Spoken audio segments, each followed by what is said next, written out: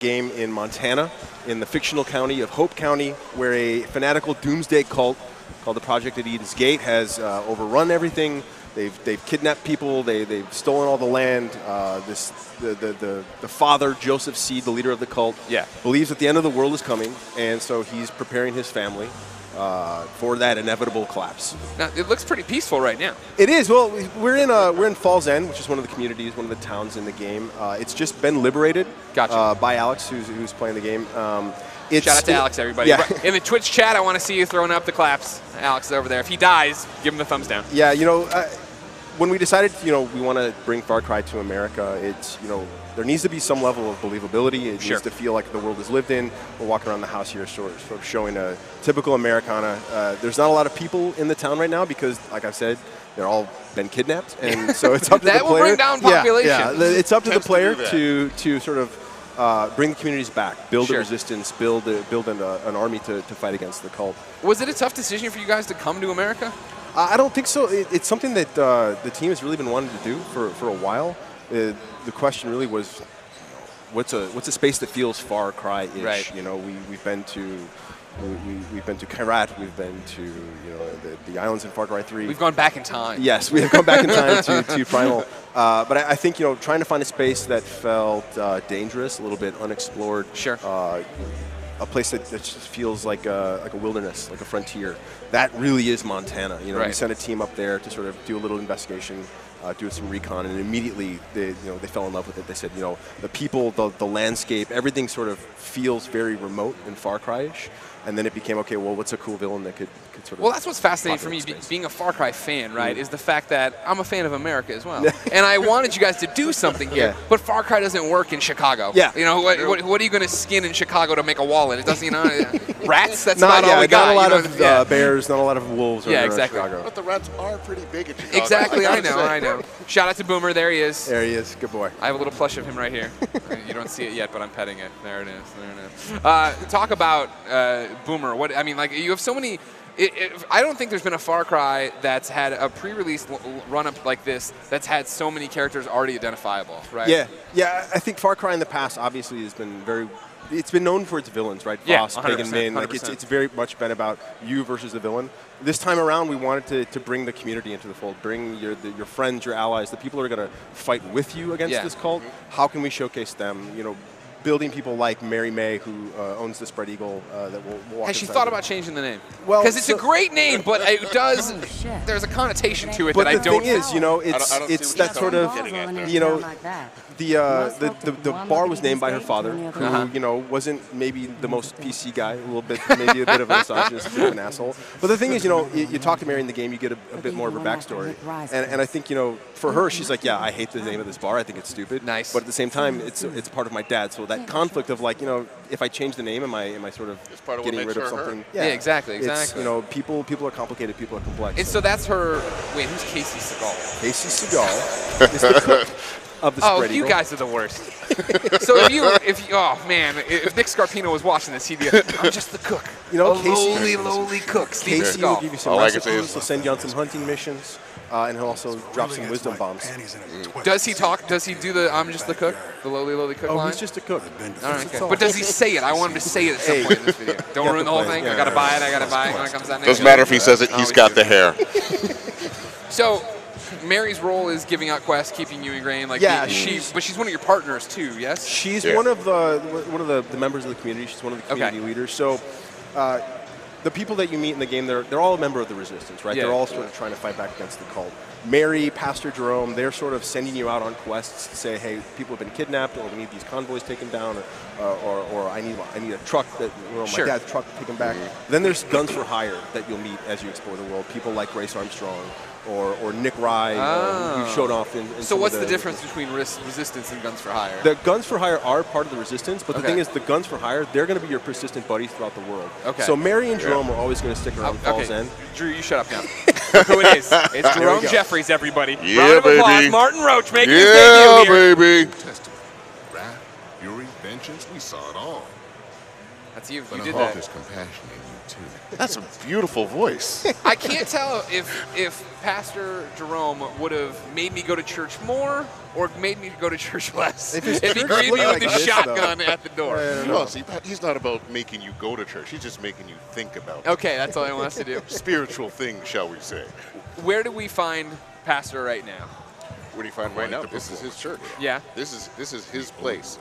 But unfortunately, as you can see, it's been devastated. Yeah. This place has been looted, desecrated. Everybody's been kidnapped. So now he's at the place where he's fighting back. Okay. He didn't want to be here. This was the fight that was brought to him. How far do you go to get into that headspace, Martin? I mean, like, is the backstory? What is the backstory for the pastor? I fight that every day. Oh God. No. To get the backs for him, we go back 20 years, I guess. Oh wow. Back to the first Gulf War. What he's a vet. Comes home, he wants to find some peace, find a place. A lot of vets don't find that, so he goes to a place where he can find it, the wide opens of Montana. And then here comes this cult, and they're slowly ripping it away. They're ripping away his community. He's helped build his community. He's one of the leaders. He's not going to let it slip. Sure. He's going to be the guy that says, all right, I don't want to have to do this, but I will take up a gun again. I know how to do this. I don't want to, but I know how to, and I can help lead these people back to the real world. When we met Pastor Jerome in the trailer, right? That was one of the most powerful things of him reading the Bible, pulling out the gun, and like he had to go protect his flock. I like that. Yeah, exactly. And that was protecting his flock. The inspiration for the character, right? Where we have Joseph Seed, we have a guy who's sort of taking religion, taking scripture, twisting it for his own, and sort of warping the message. Sure. So we wanted to say, okay, well, we need the opposite of that. And we need someone that's sort of a positive force of good. Here's the other side. Yeah. And I think, when you look at a character and you say, okay, well, what are the complexities we can give to him? Having a man of God who, because of how far he's been pushed, says, you know what, I'm willing to sacrifice my own soul to save the people that I've been trying to look out for. Absolutely. To run back to the demons you ran away from is pretty cool. Exactly. That's cool. Is that fun to play? It's incredibly fun to play. Yeah. Because you got to dig. You got to dig sometimes. Sometimes I say something, and I just hear Drew on the line go, okay, that's good, but I need to believe it more. I need a little more. So you dig a little deeper. Alex is fixated on this truck, and I have to say my eyes are drawn to it as well. The Widowmaker. The Widowmaker. Oh, now, I like the bobblehead. A little bobblehead. Nice. I like the skirt that he's wearing. Of course, Bringing new vehicles into Far Cry 5, big part of it. It's America, right? We want big monster trucks. It's Far Cry, all right. It's still Far Cry. We talk about the pastor and his demons, and then the big rig does a 360 after running over a barricade. All right. That's the anecdote factory at work.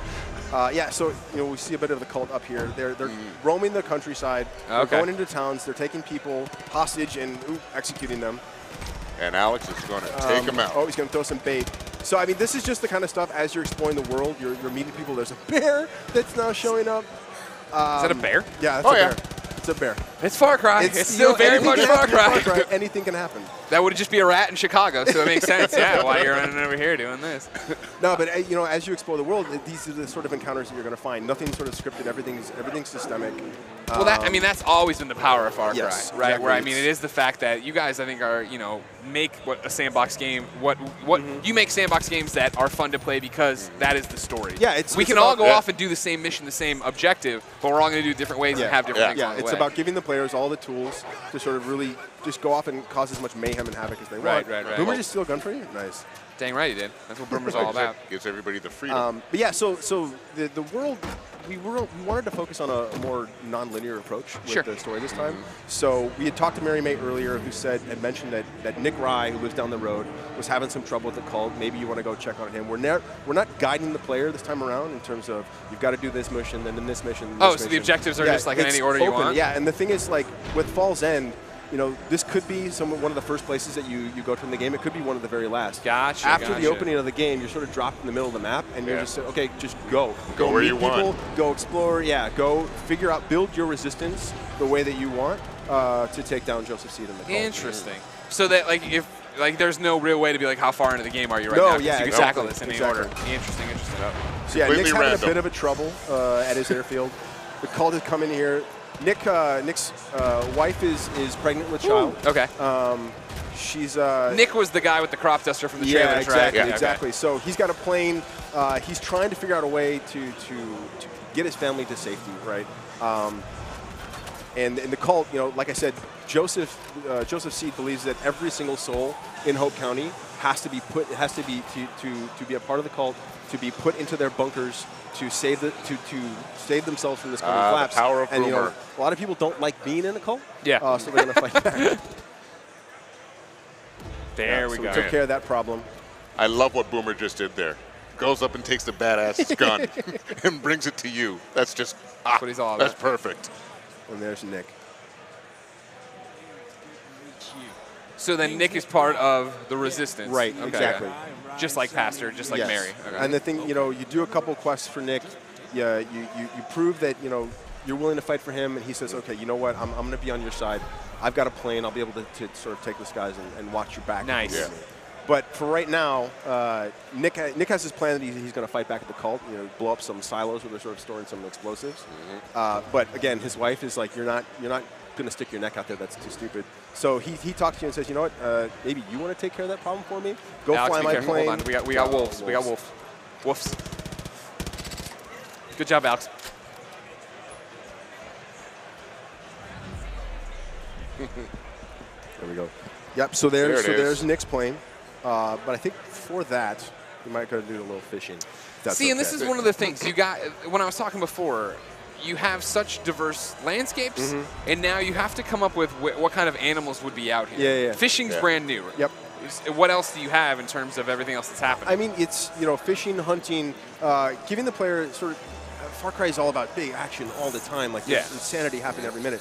But at the same time, when you talk about Montana, the wildlife, we wanted to give the player the ability to sort of hang out in nature, have a good time, something a little bit more relaxing than just murdering everything. Always killing everything, worrying about what's going to get you from behind. So we decided, we're going to throw fishing in. It's a big part of sort of the culture in Montana and culture of, just sort of that frontier lifestyle. It's a way to just come here and decompress, relax, yeah, talk it out with your friends. The minute the fishing went in, everyone became obsessed about it. Oh, really? There's fishing tournaments back at the office. We've got a fishing tournament here at PAX. People are trying to catch the biggest fish to win some of the flag pins, and people are going nuts. Well, it's just who doesn't love to fish? Yeah. Well, hey, every now and then you want to put down the stick of dynamite and pick up a fishing rod. Yeah, or throw the stick of dynamite in there and make it easier to get the fish. Dynamite in the net will travel. While we chill out here on the riverbank, I've been passed audience questions. Are you guys ready? Yeah, sure, man. Drew, the first one's for you. Uh-oh. Bobby writes in and says, what inspired the team to do this one in the USA? I think bringing Far Cry to the U.S. was something the team's been wanting to do for quite some time. Yeah. It just never, it always, the question came back to believability, right? Sure. Like, does it make sense? How could you set up Far Cry in the U.S.? So I think it was probably around 3 or 4 years ago that it started in earnest. Okay, we're going to set a Far Cry in the United States.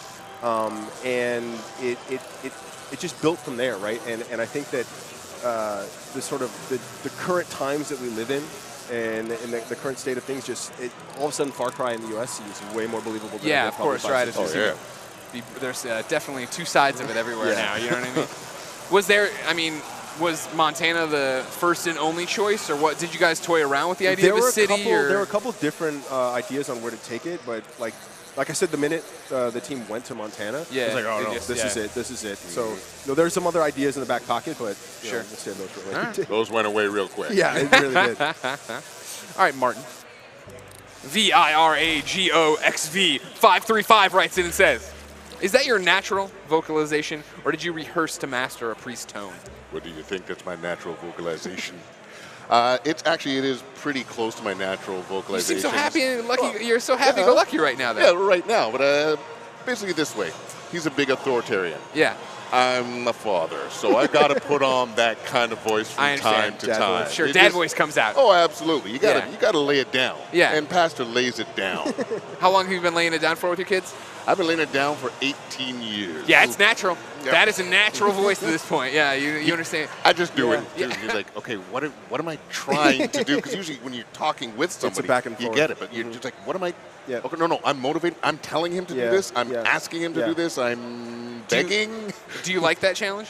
Yeah. Yeah. I like any challenge. Anytime I'm uncomfortable, I'm pretty happy. You don't know what's. No, well, that's what we do. Yeah. You know, if I'm comfortable all the time, I'm kind of bored. You're doing something, I mean, that's true. That's and smart. then anybody could be doing it. Right. I want to be the only guy that should be doing it. How uncomfortable can I make you, Martin? All All right, what's going on here, Drew? What's going on here? We're in a plane. Yeah, we this is finally new. took Nick's plane. Yes, first time in Far Cry 5, or first time for Far Cry, the series, right? The series, yes, Yeah. exactly. We're bringing sky combat, big planes, jets. We've got this sort of seaplane here that Nick has given to us. It's got machine guns on it. It's got rockets. You can drop bombs on these little silos. So earlier on, we met Nick, and he was like, "Hey, go blow up these silos." My wife won't let me go fight the I won't do resistance, it. or fight for the resistance. And so, again, it's sort of the structure of the game, right? Like Nick told us he had this quest for us, and we could have gone, off exploring. The quest is sort of waiting for us, of course, to pick it up and go do it. It's also a great view of like how different what you guys have going in Montana right now. In this region, it's a lot of farmland. It's a lot of typical stuff that you might see in sort of the countryside. But the topography is way different. Like if you go to the north, it's much more mountainous, much more forest. It feels more, gameplay-wise, feels maybe kind of more along the lines of like Primal, which it's a lot of hunting, it's a lot of stealth. There's the other regions that, I'm sorry, what is this on the left? What is the level That 2? is the resistance meter. So, again, because it's a non-linear game, we were trying to come up with a way with how do I feel like I'm giving a progression to the game. Okay. Right? So we said, okay, from the outset, you're trying to build up your resistance in each region that you find. So as you're meeting people like Mary and Pastor Jerome, you're doing quests for them, or you're taking out outposts, what you're doing is you're building your resistance. Gotcha. So more people are going to show up to fight on your side. Okay. You're going to have more access to new guns for hire to fight alongside you. And at the same time, the cult's going to start to react to like that's how we're sort of inserting our bad guys this time around. Rather than saying go play this story mission, I'm going out, I'm clearing an outpost, and if that raises my resistance meter to a point where the cult notices me, now all of a sudden the bad guys going, no, we're not having this. Interesting. Okay. They're going to show up and insert themselves into your story. Now, when I get the plane here, do I have access to it the rest of the game? Can I just run around and use it whenever I want to? Yeah, you could. You could take this plane, fly all the way up to the north, hang out with. So does this completely change taking down outposts? Because I feel Yeah, like now I can just come. If I want to stealth, if I want to do whatever. Yes, exactly. So you can take a plane around, you can bomb some guys. But the thing is, because there's a lot more interior space. This song, yeah, you feel it too, Pax. But like, I have the gameplay change of being able to shoot everything and blow it up, which seems awesome. But does the fact that water is a bigger part of it, that trees are a bigger part of it, is there more to it in that respect in terms of how to use the topography? Yeah, when you get up to the north, where it's much more mountainous, much more forest, you're going to have a bit more harder time navigating with the plane, right? And trying to, like, all those guys are sort of, hiding out on the bottom of the ground. You're going to have to get on the ground, go a little more hand-to-hand, on foot combat. But here, we wanted to showcase the plane combat. We've got AI that are also flying around. This guy's one of the chosen. Okay, he's got the elite soldiers of the cult. They've been trained to defend the cult. These are the there's levels to the cult. The people I meet on the street aren't the chosen. This guy's super soldier. So there's cult followers that you'll find. Gotcha. But at the same time, there's chosen. There's special elite guys. As you progress through the game, as you build your resistance, the chosen are going to start showing up more and more, and they're much tougher, much more accurate. They've got a lot more tools at their disposal to take you down. And now you put them down on the baseball field. Gamescom demo. This is PAX. This game sucks. That's it. It doesn't even respect where it's at. I can't believe it. Oh my god. There we go. That's how you take out the chosen. Nice job. Good job, Alex. We're very proud of you.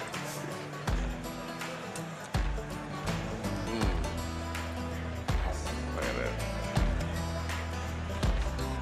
that.